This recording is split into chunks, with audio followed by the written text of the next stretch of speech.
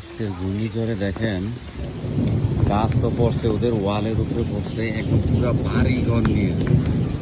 আল্লাহ সুবহান আল্লাহ, আল্লাহ বাঁচাইছে আল্লাহ। তো আসলে ঘূর্ণিঝড়টা এইভাবে যে ঘূর্ণিঝড়টা আক্রমণ করবো এটা কিন্তু কল্পনার বাইরে। আল্লাহ তুমি রক্ষা করো সবাই রে মাবুদ।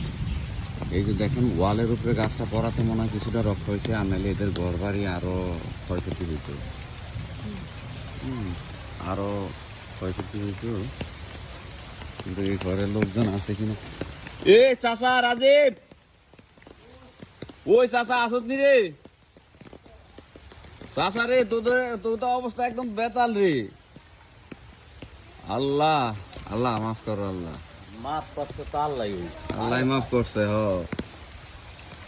অবস্থা তো একদম পুরা ভয়াবহ।